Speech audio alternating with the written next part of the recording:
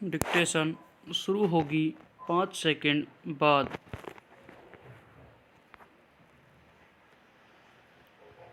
Start. Bharat में क्षेत्रीयता की उभरती नवीन प्रवृत्ति विशेष रूप से 8वें दशक के उत्तरार्ध एवं 9वें दशक की राजनीतिक और आर्थिक प्रवृत्तियों की उपज है। स्थायित्व भरे राजनीतिक परिदृश्य में स्थानीय आवश्यकताओं की अनदेखी और 3 से 5% के बीच की विकास दर ने क्षेत्रीयता को और विसंगतिपूर्ण तथा और प्रासंगिक बना दिया। आर्थिक विसंगति ने ही पूरे देश में देशव्यापी आप्रवासन को बढ़ावा दिया। इससे आर्थिक रूप से संपन्न कुछ क्षेत्रों तथा संभावना वाले क्षेत्रों पर प्रवासी जनसंख्या का दबाव बढ़ता चला गया। इस नज़रिए की पुष्टि इसी तथ्य से होती है कि भारत में अपनी पहचान के लिए सबसे बड़ा संकट असम के सम्मुख रहा है। शायद इतना किसी अन्य प्रदेश को नहीं रहा।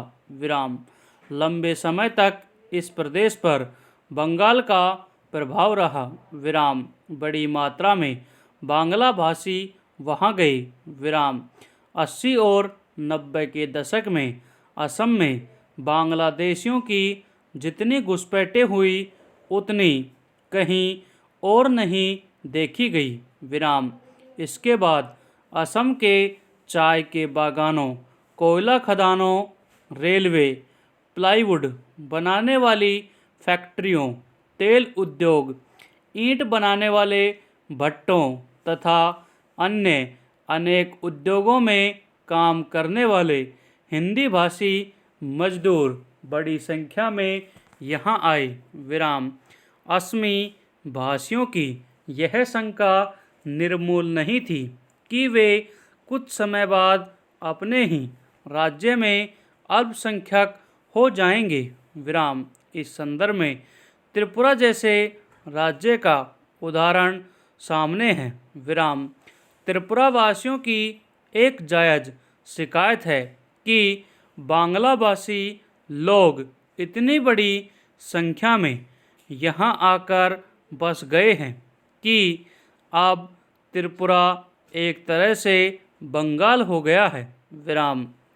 जनगणना और क्षेत्रीय असंतुलन से उत्पन्न ऐसी समस्याएं देश के अन्य भागों में भी होती रही हैं। 4 दशक पहले महाराष्ट्र, विशेष रूप से मुंबई में जब बाल ठाकरे के नेतृत्व में शिवसेना का उदय हुआ तो उनके अभियान का निशाना मुंबई में बसने वाले दक्षिण भारतीयों के विरुद्ध था।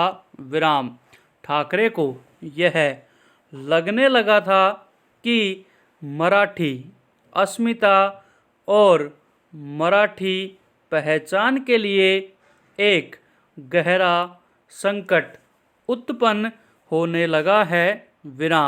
उत्तर भारतीयों के प्रति भी उनका आक्रोश समय समय पर इसी प्रकार उभर आता था।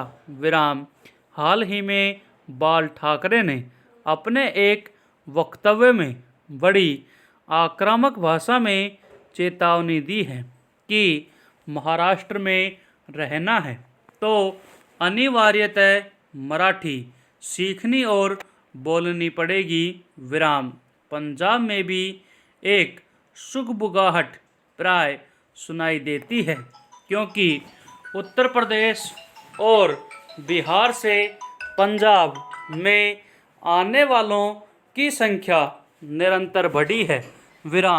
वहाँ यह आशंका घर करने लगी है कि यदि यही सिलसिला बना रहा तो पंजाब में जनसंख्या का संतुलन ही बिगड़ जाएगा और वह हिंदी भाषी प्रदेश बन जाएगा।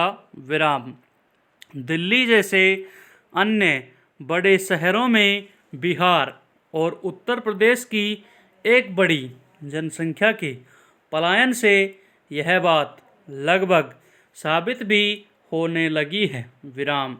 अपनी भाषा और क्षेत्र की निजता स्थिर रखने और राज्य के बाहर के लोगों के प्रभुत्व से उसे बचाए रखने के लिए अनेक राज्यों ने कई प्रतिबंधात्मक उपाय तक कर रखे हैं।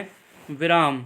इसके मूल में काफ़ी हद तक राजनीतिक लाभ की आकांक्षा ही झलकती है। विराम।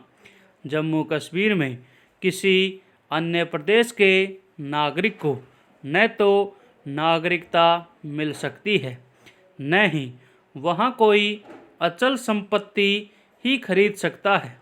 विराम।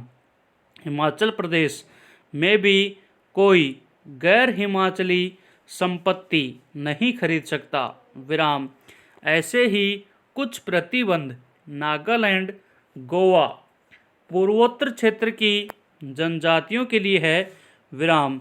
यदि असम में या मुंबई में अथवा जम्मू कश्मीर में हिंदी भाषियों पर इसलिए संकट आता है कि वे बिहार या अन्य राज्यों से आए हुए हैं, तो उसकी प्रतिक्रिया में विराम। That's all.